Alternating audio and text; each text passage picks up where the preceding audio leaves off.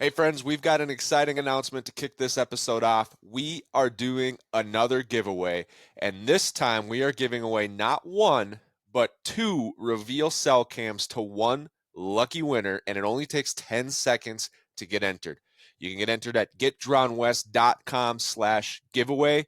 We've got an entry form there for you. It takes 10 seconds, like I said, but once you're in, then you start stacking up those bonus entries because there's over 100 entries available, which means you're going to have up to 100 times the odds of winning.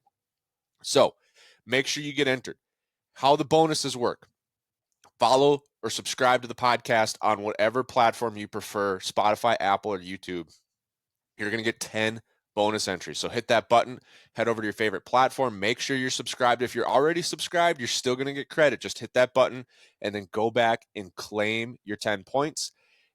Follow us on Instagram. You're going to get another 10 points. So click the button, head over to Instagram, make sure you're following us, go back, claim your entries. That's another 10. So now we're at 21.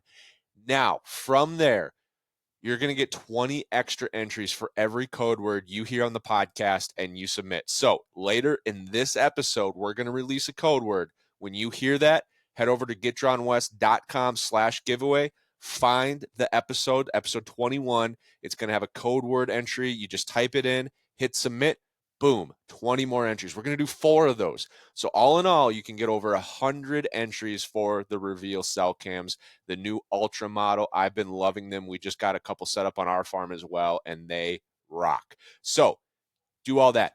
You'll notice we built custom software. I myself coded this so you can know exactly where you are through this giveaway. When we just gave away the Matthews lift, you were emailing stuff into me, and it took forever to go through all those emails. And I know a lot of you were wondering, where do I stand? Did you get my email? How many entries do I have?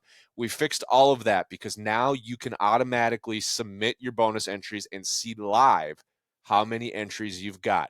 At the bottom of that sheet, there's going to be a tally, a score tracker, whatever you want to call it. When you type in your email, you can check my entries. It'll tell you how many entries you've got. Makes it a lot easier for you to know where you stand and if you've maxed out your points. So go get entered. We're doing this. It's going to be 2 weeks. We're going to pull a winner. The Reveal Ultra giveaway, I'm super excited for this. Super cool prize, just in time for Christmas, just in time for late season whitetail. You name it, somebody's going to have an awesome November. Here we go. Let's kick this episode off. One tag, 1 week, one shot to make it count. This is for the hunters who hit the road and get after it, no matter the odds. This is Drawn West.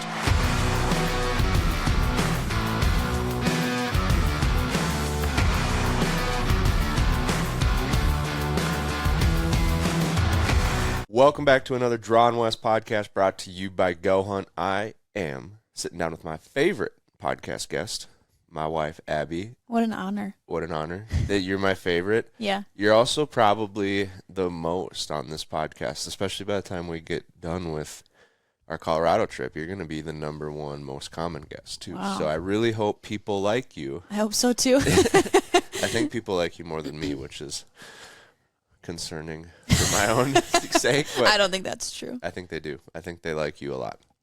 But we're going to talk today.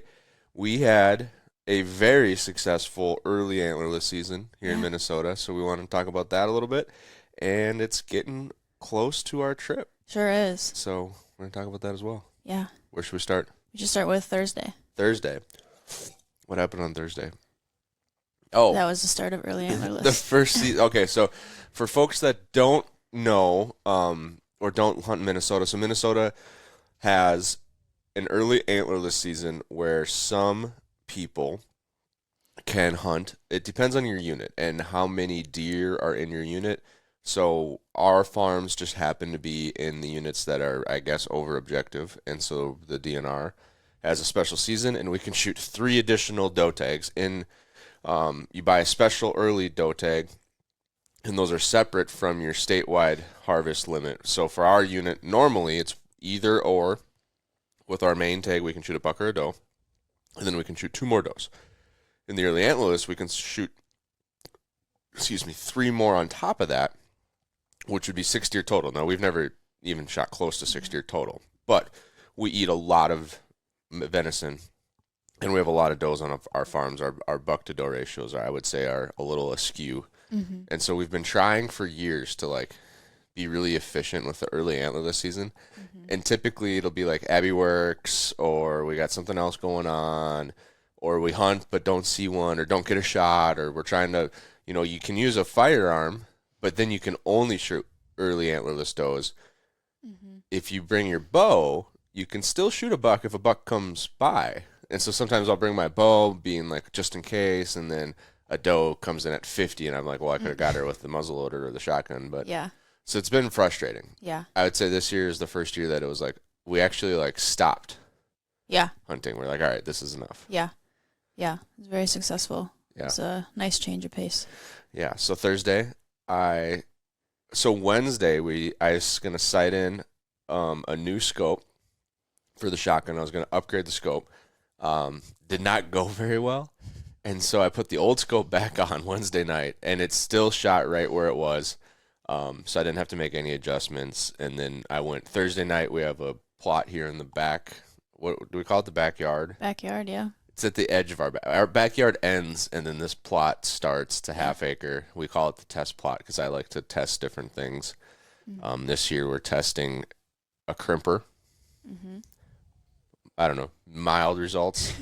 Yeah. I think it'll work when we're more, like, year after year, more consistent with it. I feel like then we'll see the bigger results from it. Yeah, it worked really good where we had rye, and now like that patch of clover by the shop is like perfect because they had so much rye, and I think it crimped well. So I think you need a good crimp crop. Yeah. You can't just crimp grass, and so but there's a lot of clover growing out in that field, and so we were like, I don't know, seems like we get a lot on camera. Camera's up by the shop, and so I sat there, saw 4 deer. Which is crazy. I don't think I'd seen one fawn from that stand. Before. Actually hunting there? Yeah. Yeah. Yeah. Well, you haven't hunted there very much. No, 1 or 2 times a year. Yeah. But yeah, I saw 4. They were all really close. Shot a doe at 30 yards with the shotgun. I had one come out, and I'm like, I think that's a fawn. It's hard when it's the only deer and you haven't seen a deer in a while. Mm-hmm. And so I'm like, the proportions look right to be a doe, but it's just not big enough. Like none of them, like proportionally, everything. Like the nose, it looked long and skinny. There was a little belly, but I'm like, that just doesn't. But nothing looks big enough. Mm-hmm. Then that one runs away, and then 3 come out like right away, and I'm like, oh, that was a fawn the whole time because it was the 3 that came out was a fawn, a medium doe, and then the biggest doe, and they sat at 30 yards. I shot the doe, which is the first deer I've shot off of our new farm. I'm still behind 2 deer to Abby. Abby's got 3, and 1 was a buck, which is infinitely cooler. The first deer was a buck, right? Yeah. Yeah. So infinitely cooler. Wait, was it?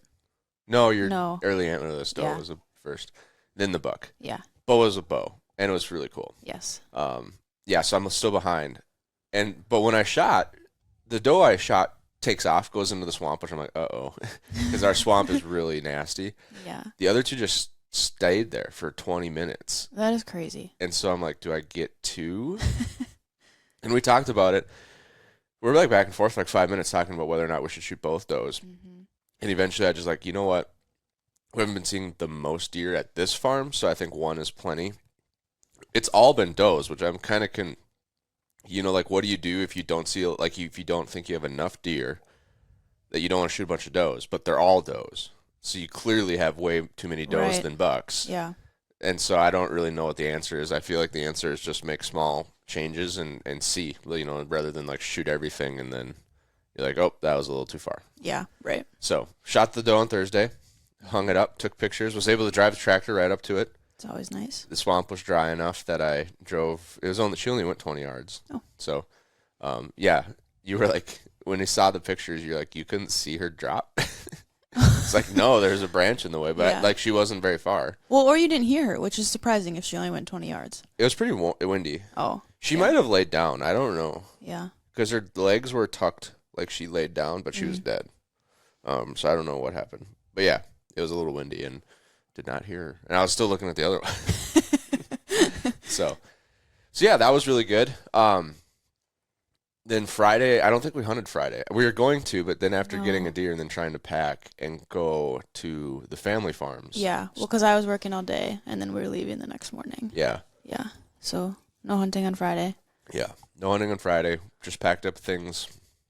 Saturday, we went to our family farms in Douglas County.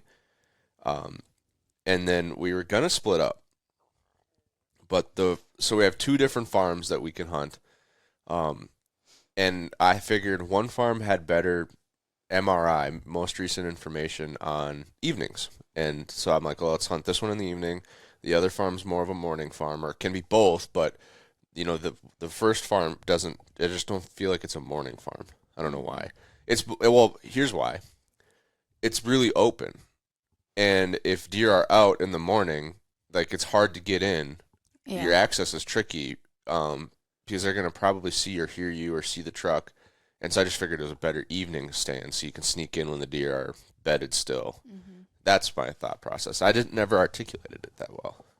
I was just thinking, like, I know this isn't a morning farm. Yeah. Early season. In the rut, anything can happen. Yeah. But. Well, and we did have that a couple years ago in the rut, too, where we saw our buck on our way out there. Yeah, Maverick. Mm-hmm. Yeah, but he stayed. He did, but... It still didn't get shot. Yeah, so you're right. Yeah, it's like it can be tricky. And so yeah, we hunted that in the evening, but that farm only had like one stand, like good stand. Although I suppose we saw those does closer to that other stand too. But it's true. So we're like, well, we'll just hunt together tonight, and then in the morning we'll split up. That other farm has a bunch of good morning stand options, and we can split up and shoot 2 does tomorrow morning. Maybe, like, our goal for the weekend was to get 2, I think, and then maybe we get lucky and get a third. Well, we get out, got some snacks, had to buy, what did we get? Drinks, snacks at the gas station. Then we got to the stand. I feel like it was kind of chaotic. It's always chaotic, especially your first time, and when we have like both of us, I just feel like it's a lot of stuff, and you're trying to be quiet and get things set up. And so it was our first firearm hunt and our first hunt out of town. So just like, did everything get in the truck? Oh, that's in this box, or this is in that bag. And so you're getting into like 3 or 4 different bags. I brought the muzzle loader because the muzzle loader has more range than the shotgun. And so the plan was, if they're under 100, we'll use the shotgun because it's more reliable. If it's over 100 to 150, we'll use the muzzle loader. So then it's like, well, I got to powder, and I got to prime it, and I got to load it, and I got to bring extra primes and charge, which are still in my bino harness, by the way. I noticed last night. We had all this stuff, and it seems like the first time you leave the house to hunt, it is always that way. Bring a chair, then realize we didn't need the chair because we're going to sit together. Now we got extra things in the stand. Yeah, so now we are sitting in a stand. We brought the spotter, the tripod. We knew we wanted the tripod to shoot off of. Yeah. Spotter, tripod, 2 chairs. We brought both gun cases because we're just like, how are we going to carry all this stuff? I'm like, I'm just going to leave them both in the gun case and just handle them both like a briefcase. Get everything set up. Straps are blowing in the wind, so I'm crawling down to tighten them up. It's the first time we've sat in this stand this year, anyone. So there's some stuff that we had to do. But we did fix up the front porch. What did you think of that? I thought it was very nice. Yeah. Yeah. A lot easier to stand up on when you get up there. Yeah. Rather than have like 2 inches of spare space. Yeah, no railing. Yeah. So for the listeners, we have a Booner 6-panel, which is like 7.5 feet one way, or 7 feet one way, and then like 6.5 feet the other way. But we put it on a 6x8 platform, so there's only like a foot of space, and you can't put a railing on it because then you can't like get around. So it's kind of been super sketchy the last couple of years. And so with everyone in the family wanting to hunt that stand more and more, I'm like, hey, I just need to fix this. So I put a front porch on it. I built this before Maverick came out with their Elevate 10 platform, and I stole the front porch platform off of their Elevate 10, where it's like one step down, there's a nice like 2 foot by 4 foot platform with handrails. Yeah. That was awesome.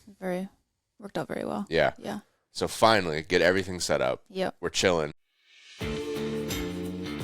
Having the right tool for the job can make all the difference in the world, and that applies for our Western hunts too. especially if you're coming from the Midwest like myself, because if you don't have it, there's no going home to get it. That's why many of us Western hunters are also gear junkies. And the same is true for the folks over at Go Hunt. They have built the Go Hunt Gear Shop to be jam-packed full of the best, highest quality gear needed for your Western hunts. They try out everything that gets into the shop, and if they don't like it or if they don't use it, it doesn't make the cut. So if you need something for your next trip, Go Hunt has something for you in their gear shop. They've got everything from optics, camping gear, accessories, apparel, footwear. They've got packs. They've got some of the best brands in the industry. So if you're in the market for some new gear, consider checking out the Go Hunt Gear Shop. They're an avid supporter of the outdoors. They're supporters of this podcast. And most importantly, they're supporters of you. They want to help you be more successful in the West. So there's no better place to shop for your gear, information, or knowledge than Go Hunt. And if you use the code DRAWNWEST when you check out, you're going to get 10% off most of the regular priced items in the Go Hunt Gear Shop. So head over to GoHunt.com, get the gear you need, use the code DRAWNWEST, and get the right tool for the job this fall. Where are we going to see the deer? I'm glassing with the spotter, miles of country. Yeah. Who saw the first deer? You did. I did? Was it the ones that were coming off of our friends? Yeah. The neighbor property? Yeah. Was it, I think it was a fawn, 2 fawns and a doe maybe, and then a little buck came with them. Yep. So we have 2 fawns, a little buck, and a doe, and they're out in the plot, which is great. Mm-hmm. The problem is the windows were like a little dirty. Super dirty. Dusty, which happens. Bring some Windex. And the sun was hitting them, so it's like really glaring and really hard to see like which one was the big doe. Yeah. And so I'm sitting there with the binos, like it's the one like on the left side of this one and that one. Don't shoot the buck. Yeah. And so you get lined up. I don't feel like it took very long. Were you watching maybe a couple minutes? A few minutes. Maybe 5. Yeah. Yeah. 5 minutes. We took our time. Took your time? Yeah. You know, it didn't take very long sitting in the stand to see the first deer. Oh, no. No. Maybe like an hour before last light, hour and a half before last light, your deer came up? Mm-hmm. Yeah, it was really early. Yeah. You got the shotgun. 90 yards. She turns broadside. I tell you to... Oh, because my shot, I was a little too far back. I think I hit like with a shotgun slug, you hit everything. But I hit like lung and stomach instead of lung and heart. On Thursday? Yeah. Yeah. And so I'm like, hey, just like, I think a lot of people tend to like hold too far back because they don't want to hit the front shoulder and break it all up. But it's like, hey, don't worry. There's not that much meat anyway on the front shoulder. But, so feel free to like hug the back side of that shoulder. Mm-hmm. And so I don't know what you did. Why don't you tell the story from there? Because it was more exciting. Probably from your view. Yeah. Well, you told me like just go straight up from front leg. So basically that's what I did. Yeah. Didn't have to wait too long. I mean, she was like just standing there eating. So took my time, but didn't have to wait for her to like stop or anything like that. Mm-hmm. And then shot, and she jumped really high. Yeah. And then that was it. Fell over. I thought she jumped. I feel like she jumped. She got on her back feet, and then her back feet like springboarded. Yeah. I swear it had to have been like 8 to 10 feet. It was really high. Well, they're only 3 feet to begin with. Okay. 6. So yeah, maybe 6 feet. Yeah, she jumped like a rocket, and we're like, whoa. And then it's like, I'm always reminding people like, get ready to shoot again. Like we shoot until our deer is done or we can't see him anymore. Yeah. And so I think you were kind of like going to get ready to shoot again. Yeah. Yeah. You were getting back on the scope, and all of a sudden I'm looking and I'm trying to figure out so many things at once. Like, did she hit it? Okay, well, it's pretty evident she hit it. It just did a somersault. Yeah. Where did she hit it? Where's it going? Do we need a follow-up shot? Because if we don't need one, like if I can see like blood pouring out of her heart, I'm like, all right, you got it.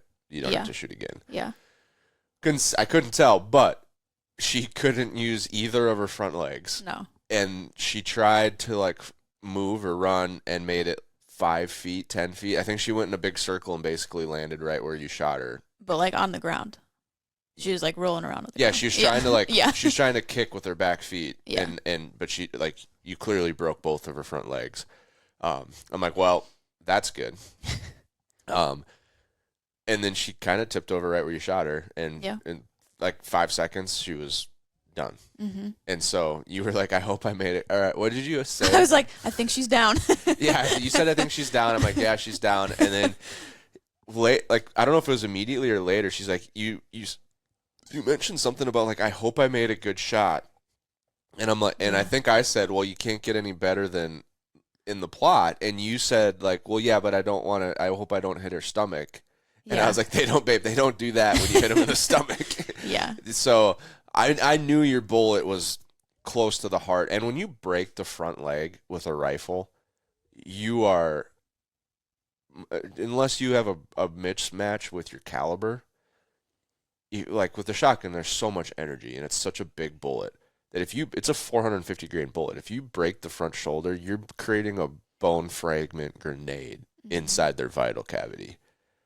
It's not going well for them at that point. So, I think we saw that she had a bunch of blood like on her brisket when we walked up to her, and I think you were worried that was like where you hit. Yeah. And like, oh, that's a terrible shot, like way in front of the shoulder, not at all where I wanted. I was like, and I was like, almost a foot off from where I was aiming, but that wasn't actually the case. No, I think that was I bet that was from when she was flopping, and like she was like snow plowing.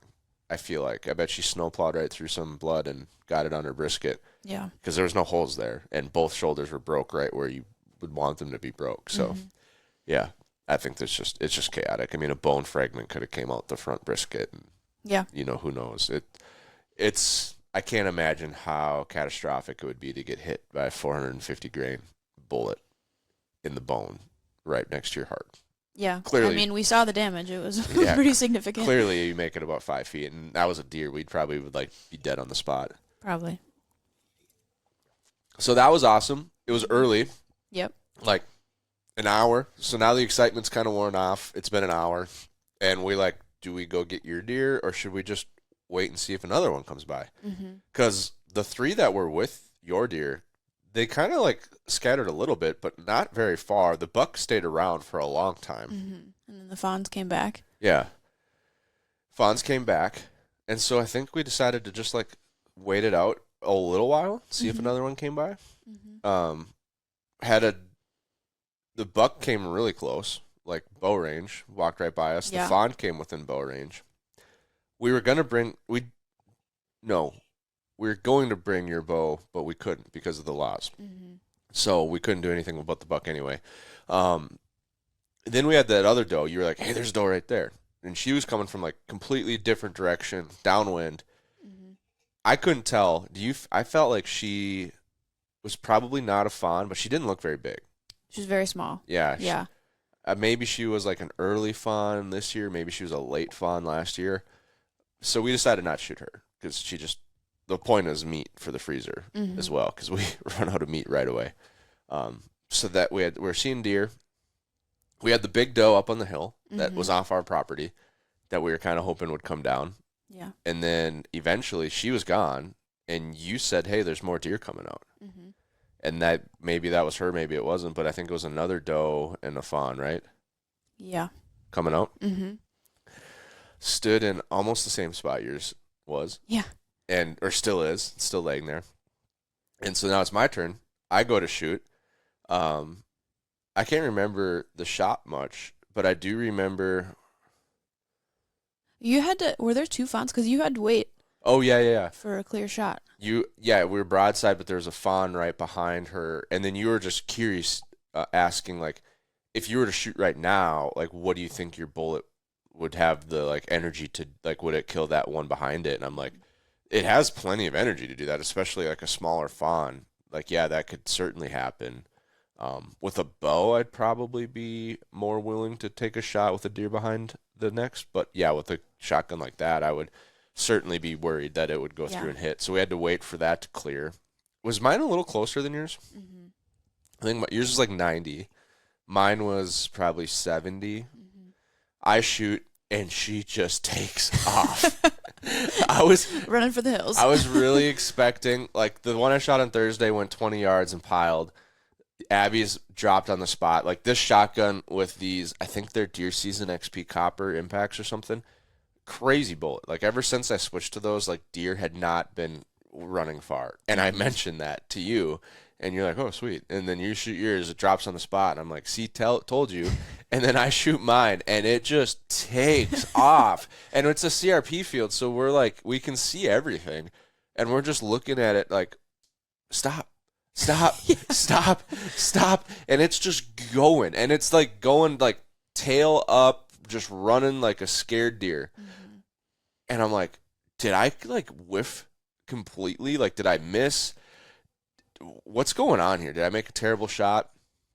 So all things considered, she ran 100 yards. Mm-hmm. And then we kind of lost sight of her. And we weren't sure if she fell down there or if she... Or if we just couldn't see her anymore.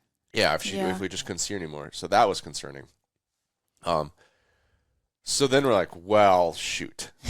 I don't like the looks of that. Like, I don't know what happened, but she was supposed to do what Abby's does. Abby's always drop right on the spot or right in an easy, like, you've never had to track a deer. Or antelope. Yeah. Your first deer dropped it in its tracks. Mm-hmm. The next deer you shot was the early antlerless one here at the farm. That was dropped in the food plot. Ran towards you and dropped in the food plot. Yep. Your buck shot that, ran down the road to the house, and died on the road to the house where we watched it tip over. Mm-hmm. The doe you shot, that one you had to track. That one, we had to track one. Yeah. Your antelope died on the spot. Mm-hmm. The doe you shot this year died on the spot. I mean, you're like 5 for 6 of them dying on the spot. Not just like I'm 5 for 6 of the things I've shot at I've gotten. Yeah. Got every one you hit. It's just they usually die right where they're standing. So if Abby takes her safety off, these animals should be terrified. But also scary then if they do run. I'm like, have no confidence. You're like, what happened? Yeah. Well, that's what I had. I was like, oh my gosh, I just whiffed the bat. Abby just slam dunked hers, and then now I got to go chase mine across the Serengeti. Yeah. But we had it because I had it on video. We watched the video, and you could see her flinch, but that was about as much as you could tell. And she only flinched, like, more than the rest, too. We couldn't get... The frame wasn't good enough to see, like, an impact. Right. But it was like, okay, clearly something happened to her that the others didn't, like, react to. So we decided, well, let's just climb down, and we had daylight. We still had daylight, which is crazy. So I'm like, all right, she might be bedded there. Let's climb down, see the blood trail, and then it would still be legal to give a follow-up shot because it's still hunting hours. Mm-hmm. After dark, then it gets into all kinds of like legal issues. Probably got to call the CO if you find it and it needs a follow-up or something. So we climb down, go to where I shot mine, drop all of our bags and stuff, our spare chair, everything.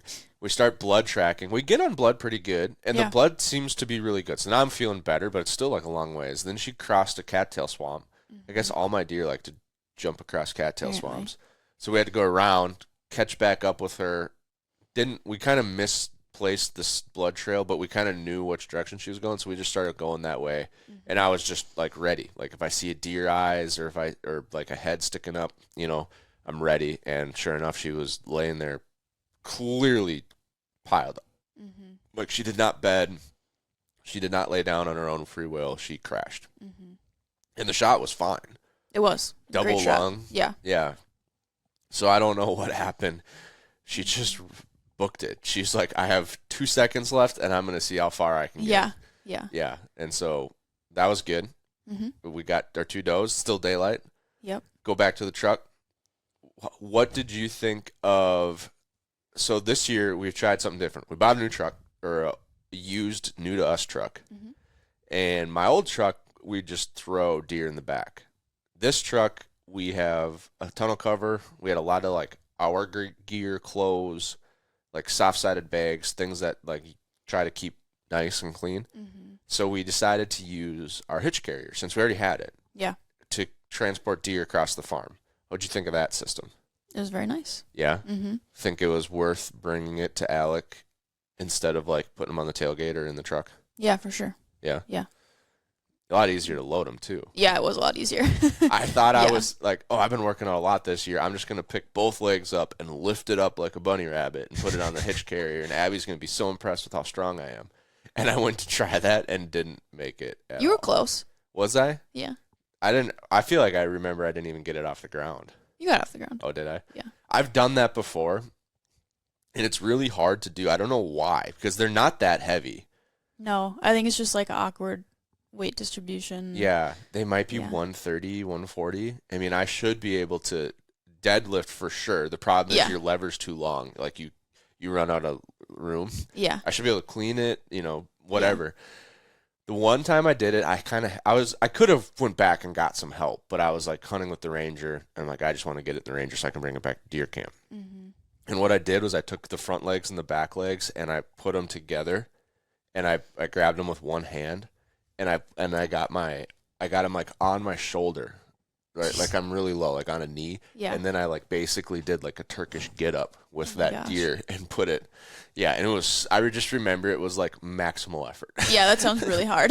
Yeah. And it's all like sideways. Yeah. Yeah. And then you're like, oh, I'm not even close to done. Yeah. Well, I did get it in the Ranger, but yeah, no, it's, that part's tricky. Yeah. So you helped me with that. Yeah.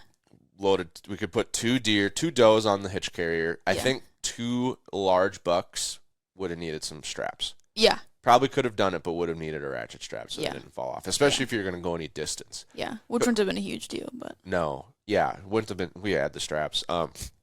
One thing that we used to do is bring them to the shop, hang them up, gut them, bring them to the shop, hang them up, take the hide off, let them hang. Usually it's deer season, it's colder. And then we butcher them like on Sunday, if it's cold enough. Well, it's earlier season. It wasn't cold enough. Shop's 65, 70 degrees, so that's not going to work. Then you create a bunch of mess at the shop. So lately, for does that we're just like not going to take pictures, not going to bring to the taxidermist, we've just been bringing to the corner of our farm and doing the gutless method, because you got to do all the same. I'm just like, you got to do all the same things anyway. Mm-hmm. Plus gut it.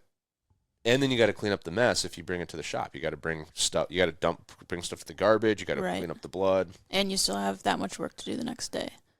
Yeah, it's like I feel like it just gets you to dinner faster. Yeah, like a little bit. A little bit. Yeah, well, a lot of it. Wow. We went ahead. Well, I don't know. By the time you got to the shop and hung everything up. Move something that's in the way and hang it up. Yeah. And, get a board to catch the blood or cardboard. So I think that went well. We started, did it take us 2 hours, do we think?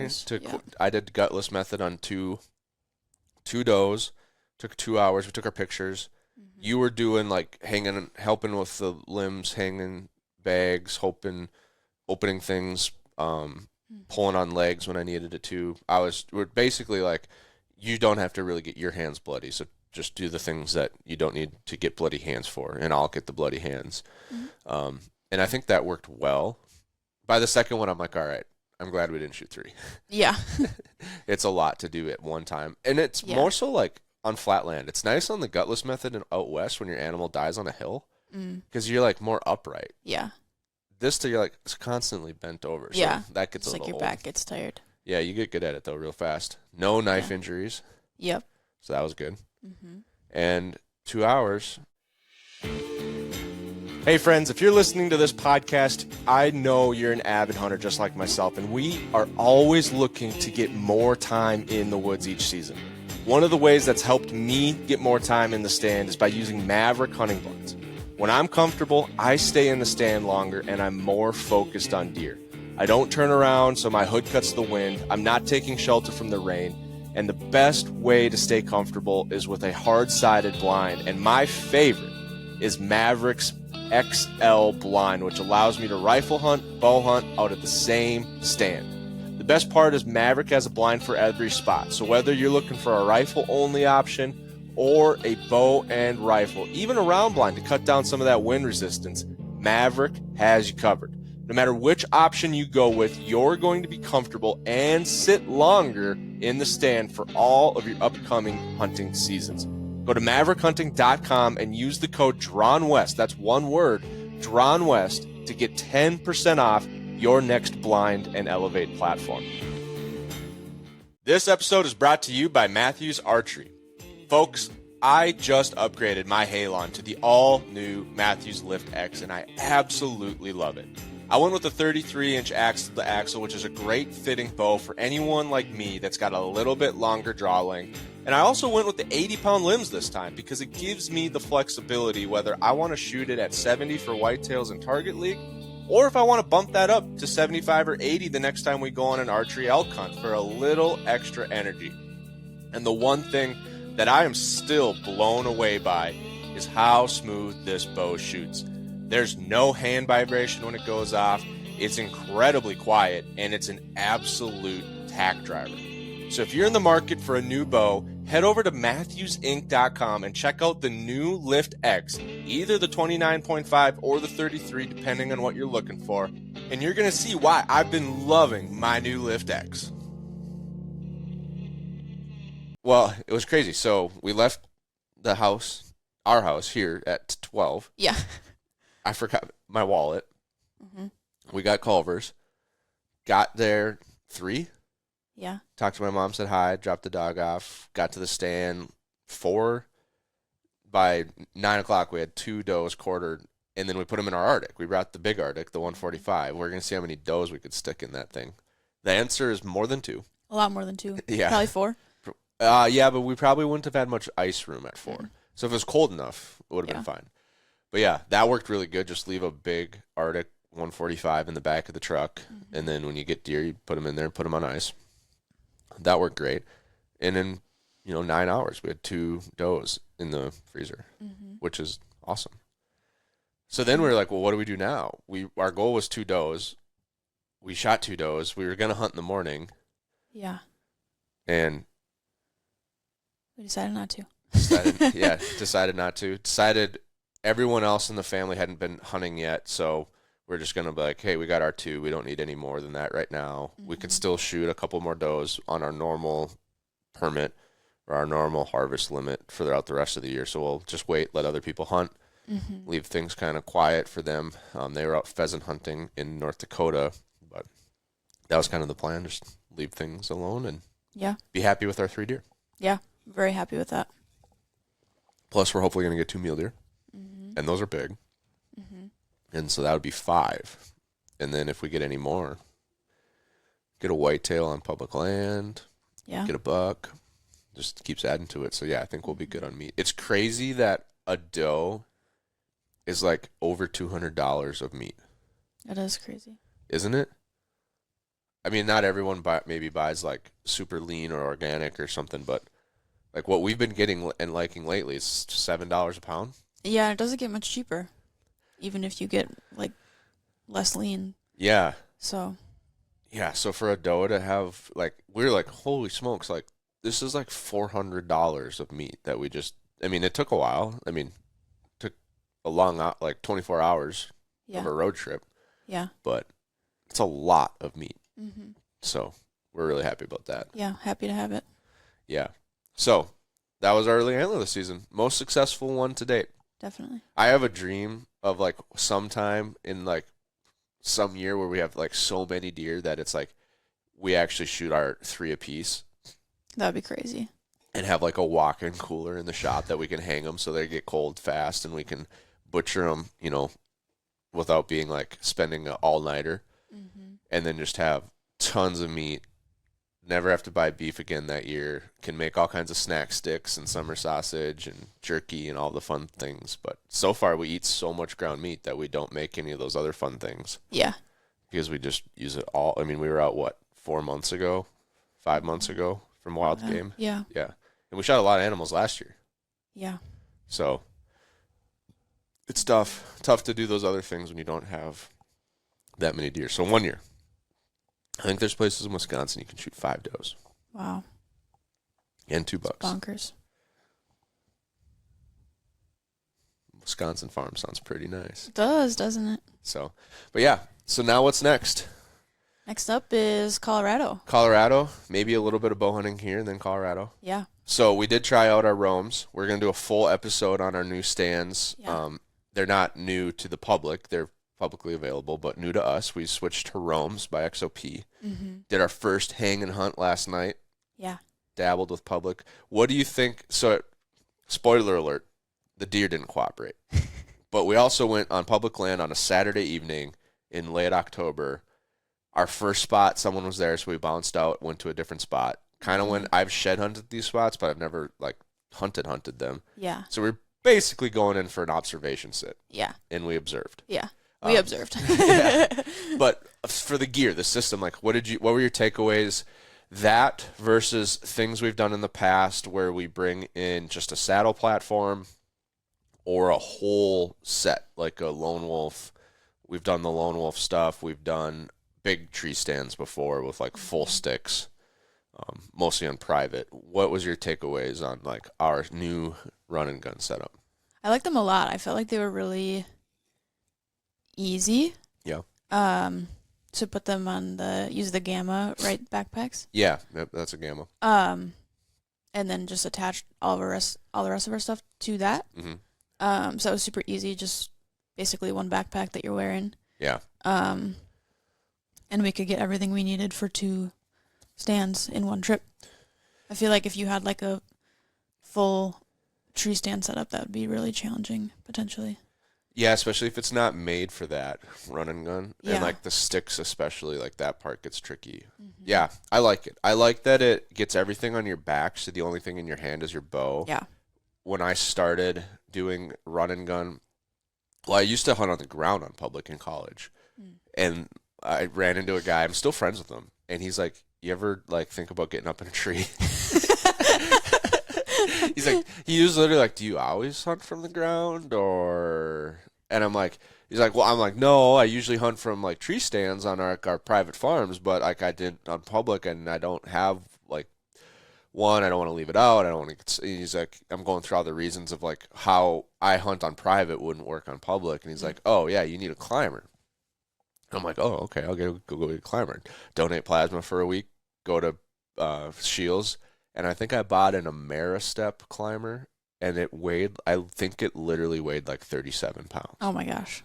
Yeah. And it does not nest together well. It's huge, and your whole, like, it's just goofy. So now I got a backpack, this clunky thing, and my bow. Yeah. I remember sweating so much. I bet. I hunted it a couple times. I'm like, this is awful. So I sold it. I'm like, no, the climbers are out. Yeah. And then I had a lone wolf tree stand because we were using lone wolves on our farm. So I'd bring that. And that was nice. That had backpack straps, and then I could put my backpack over that on normal backpack straps, not like connected, but just wearing double backpacks. Mm-hmm. But then I'm carrying this thing of sticks in my hand. And those get heavy and annoying. And then you got to set those up. So I'm like, God, I was just like, it just doesn't work. And I kind of just turned off of public land hunting for that and other reasons, like, you don't see nearly as much as private land with food plots. And it's like, I just was like, yeah, we have the food plots. We're blessed to have the land. I'm just going to focus on that, let other people hunt public. Until I met XOP. And now, like, these systems that are, like, made to do this, it's, like, drastically better. Like, you put everything on one backpack. You go up the tree one time. Yeah. Like, I went up the tree one time. I needed a hoist to hoist up Abby's stand and Abby's bow. But if it would have been just me, I would have connected my bow to a tether, gone up the tree one time, set it up, pulled my bow up, and hunted. Mm-hmm. So that part I always hated with the other stands. Like, you go up, set a leg, come down, grab a leg, go up, set a leg, come down, grab a leg, go up, set a leg, go down, grab a leg, go up, set the stand, come down, grab your bow, go up, and hunt. And then the same thing coming out. I'm like, this just isn't worth it. It's like 2 hours of work. For an hour of hunting to not see a deer. It's like I could have driven 2 hours, gone to the farm, hunted a stand that's already set up, and saw 20 deer. Mm-hmm. Still probably wouldn't have shot one either way, but would have been more enjoyable. So this is awesome. And the shelf lock is, like, I think one of the big game changers. Yeah. Like, you could put backpack straps on any platform. They all used to come with them. But shelf lock, that's huge. Mm-hmm. Hey folks, it's time for this episode's code word for the 2 Reveal Ultras. If you haven't heard it by now, we're giving away 2 Reveal cell cams to 1 lucky winner, and you can get 20 extra entries if you submit this code word on our website. So when you hear the code word, go to getjohnwest.com, or after this episode, go to getjohnwest.com and enter this code word on the giveaway page. The code word for this week is mule deer, because Abby and I are currently out at mule deer camp in Colorado. We're having a blast. And so we're going to do mule deer, either 1 word or 2 words. The giveaway tracker will be able to validate that code word. So go over to getdrawnwest.com/giveaway, enter the code word mule deer for episode 21 and claim your bonus entries. Now back to the episode. That's my takeaway. Yeah. And they're light. They're very light. Mm-hmm. I don't know how light yours was. Mine felt heavy when you like pick it up. Like if you're going to curl it, you're like, that's a big backpack. Yeah. But then when you put it on, it just kind of disappears. And it's like, I think I could have gone a mile, 2 miles easy. Yeah. If we had to. Yeah, for sure. Mm-hmm. Felt like pretty light. Yeah. Anything in your system that you, after 1 day of hunting, you're like, all right, I'm going to do it this, or this way because I saw like how it worked, or I just, not like I'm going to switch out pieces of gear, but just like you kind of learn your system of like, where do you put things when you get a new backpack? How do you use a new tool? Anything you looked at and were like, I think I'm going to make a tweak here? I don't really think so. Yeah. One thing I did this year was I got an extra tether rope. Oh, yeah. Which I think has been nice because I always have to leapfrog a couple of times going up around like both our stands and and all the branches. All the branches. There are a lot of branches on this tree. Yeah. So having an extra lineman's rope that's just like dedicated for that, and then a separate tether has been helpful, I think, for me. Yeah, that's a good point. For anyone that like hunts with a partner or maybe like a spouse that brings someone, like be prepared. Like it is probably like tactically easier to go up first. Yeah. But it's more work and it's setting things, and you haven't done as much like setting tree stands and steading sticks, so you probably don't want to do all that. Mm-hmm. But there's nothing in my way except tree branches. Right. Then you come up and everything's in your way. I'm in your way. My stand's in your way. Your stand's in your way. You can't. And then by then, like your bow hanger's up and your backpack's hanging. Yeah. Yeah. I do try to take my backpack off and wear it while you're doing some of that so you can see the tree better. Yeah. Just one little thing. I mean, my bow hanger is usually high enough that it's not in your way, except maybe your tether when you get to that point. Yeah. But yeah, that was a good point. Like if people are hunting that way, like it's a little extra weight, but it's way safer. I mean, I'll admit, like I just get to a very comfortable spot. I lean into the tree and I just unhook quick and go around and hook back in. Not probably the way you're supposed to do it, but I'm a little bit more comfortable. Like I'm hanging into the tree. I don't know. I thought about it many times last night. And I'm like, the way I feel rock solid. Like I don't feel like this is sketchy at all. The way I'm leaning into this tree. And then I do it and it's unacceptable. Well, I think part of it is because I know you are less comfortable doing things like that. And then like, I just feel like that's where like accidents can happen at any time. Yeah. But if you're already like nervous and then you're pushing the envelope, that I feel like is just like compounding the risk versus like, I know what I'm doing. I've done this a million times. I can tell this is a very like stable scenario right now. And so I'm just going to like lean into the tree. I hug it with one hand, unclip it, throw it over, clip it back in with that same hand, and then go. And I'm a lot more comfortable in trees. I mean, I've spent a lot more time in trees. So like just trusting a tether or a lineman's, or like the way I like go down the tree, like I usually don't grab the sticks. I'm only, my hands are only on the lineman's rope. I think that's just a difference of like our style, maybe, or preference. Yeah. I think you really like when we hunted lifelines and had like 4 sticks, like 4 double-sided sticks in the lifeline where you up, slide, up, slide. Like, you know what's funny is the first time I did that, I absolutely hated it. And now I'm like, wouldn't that be nice? Yeah, well, you hated how far apart my sticks were. Well, they were. Yeah. Yeah. It's ridiculous. But, and I do struggle, just, I think, lack of practice. I struggle with the 8er steps too a little bit more. Yeah, they are big. Those ones are prototypes, and the first step is that's why I drape it over the stand. They're not supposed to, I don't think. Oh no, they're supposed to tie off to where I go over. Yeah. but I go over and then back to the part on the tree to just get Yeah. 4 more inches for you. Otherwise, I mean, it's long. Yeah. It's still long, and then it's too long. So yeah, we should maybe get a custom set of like 3-step aiders, but have 4 steps, like the same length, but just like there's 4 evenly spaced steps instead of 3. Yeah. And I think that would help. Yeah. But Maybe other people just bring 4 sticks, yeah. and you which still would can't just get high. take longer Yeah, you still can't get. as high. Let me see. So there's 3 steps. Yeah, you would basically lose 2 steps if you brought 4 sticks. But some people bring 1-step aiders. You do 4 sticks with 1-step aiders.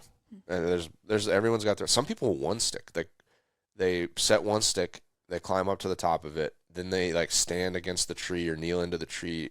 Take that stick off, and Wow. yeah, it's like called 1 sticking.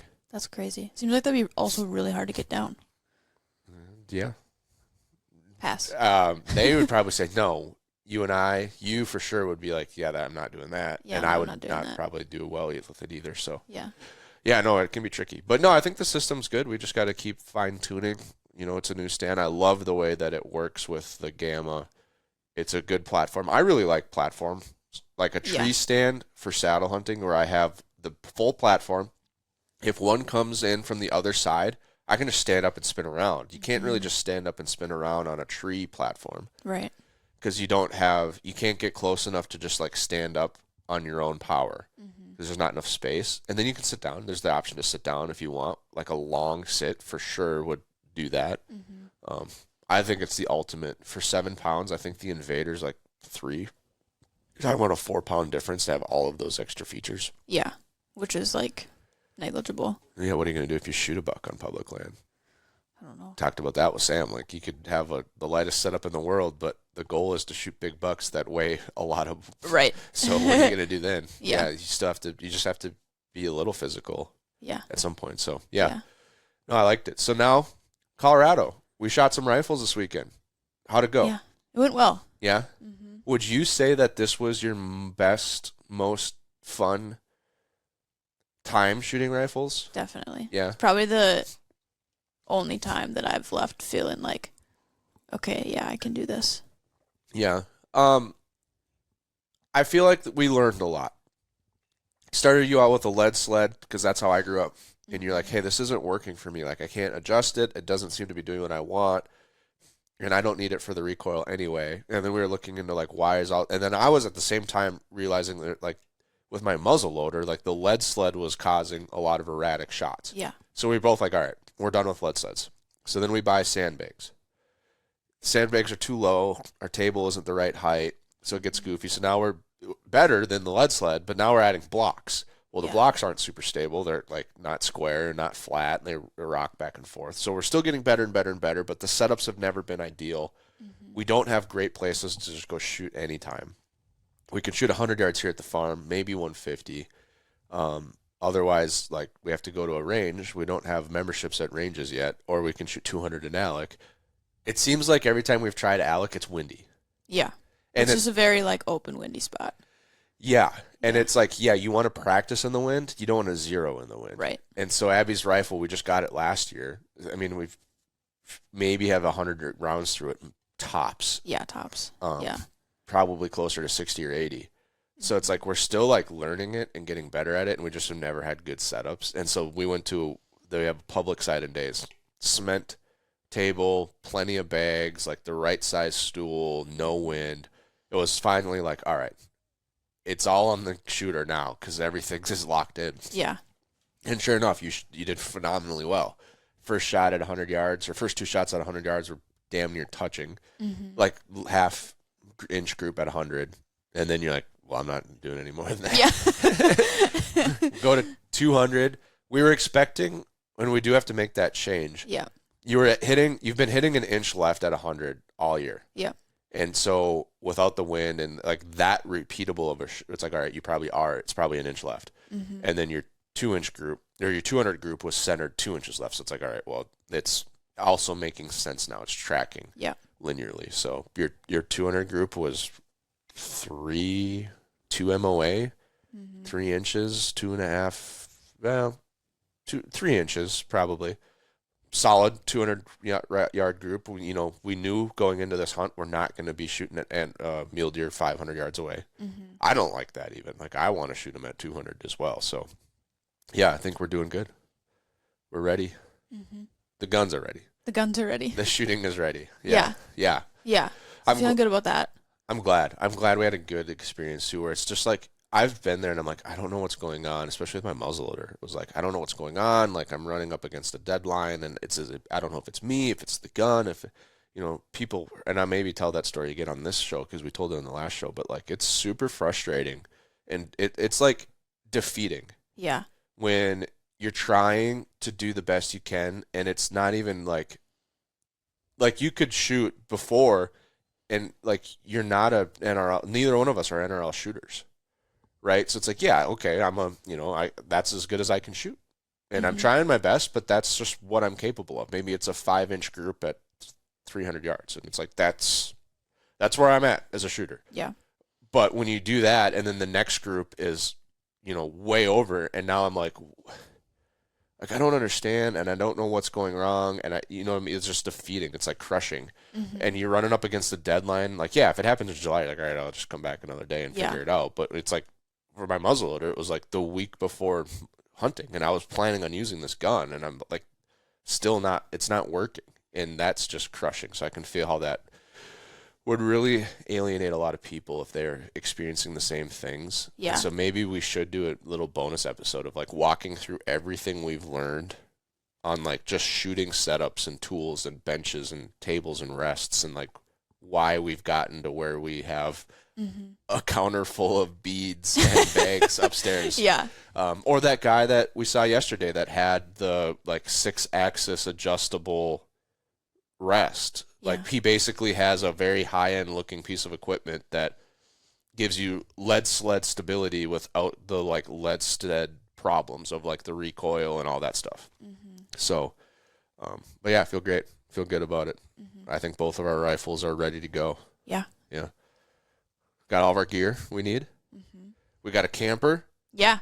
We did not get the sponsorship with Team Lodge yet. But, yeah, we rented a camper, and so that's going to be really fun. Yeah. I like the thought of being comfortable doing a hunt like that. Yeah.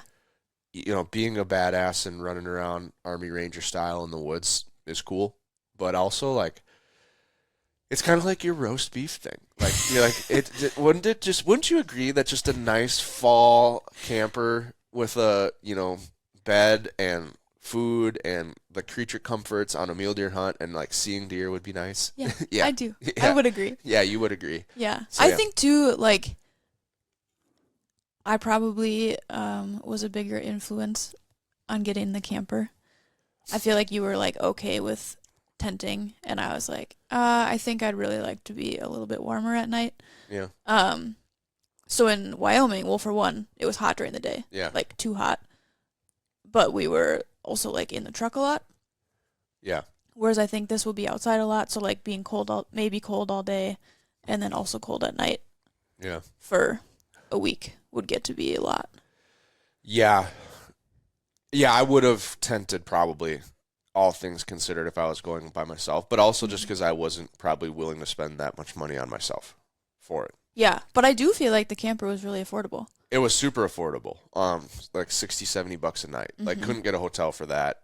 We could be right where we want to be. I think it's going to be awesome. And I wanted it. Like, I wanted the Team Lodge partnership. I think we could have done a lot of cool things.